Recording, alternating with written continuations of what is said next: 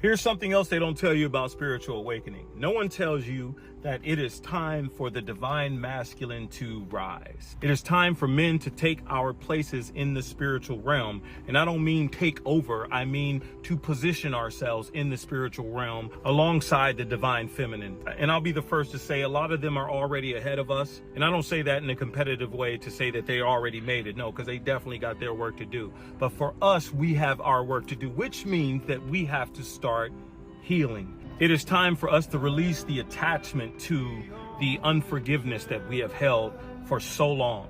There's no way that we can actually embody divine masculine energy while we are still holding fear, anger, frustration, hatred, unforgiveness. There are parents that we have to forgive. There are ex-spouses that we have to forgive. There are family members that we have to forgive. We have to forgive us. We have to forgive ourselves, because once we release ourselves from these spiritual anchors, that opens our emotionality and our spirituality up. Now, one of the advantages that women have over us is they have already been in the emotional realm. The emotional realm is a connection to the spiritual realm.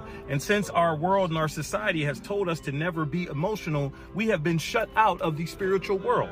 And what we've done is forced our way to the top through religion. But in the spiritual world, that's not how it works. You don't get to the top. There's no competition between masculine and feminine. We coexist equally, the yin and the yang. We both need each other. But we can't have that happen unless both parties are moving in a place of spiritual growth and healing. And that healing for us means we have to work through our traumas. For me, as a man, that meant I went to therapy. I went to coaching. I went to counseling. I went to all of these different places. I am a huge proponent of going to counseling or therapy. And for those people that I already hear them right now, oh, it's not going to work. Okay, well, try it.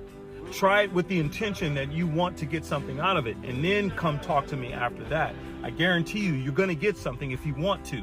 And the reason I talk about it that way is because there's a level of accountability, of showing up somewhere, of being vulnerable with someone else and learning how to do that in a safe space. And that's what therapy was for me.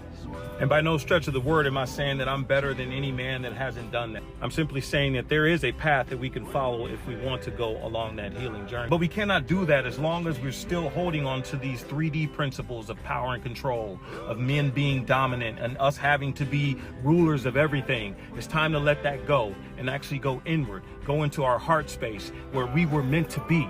You are supposed to have logic and heart. You are a combination of both. And so I'm not calling men out when I say this. I'm calling us in.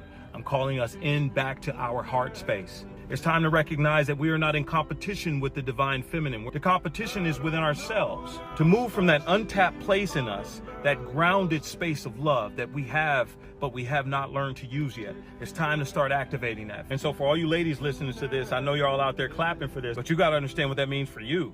You need to know that when a man walks in his divine masculine energy, there are requirements and standards for you now. You don't get to exist in his space unless you are about evolution and growth, which means you have to be in your divine feminine. We all have work to do, but specifically for us men, we are behind. We need to catch up.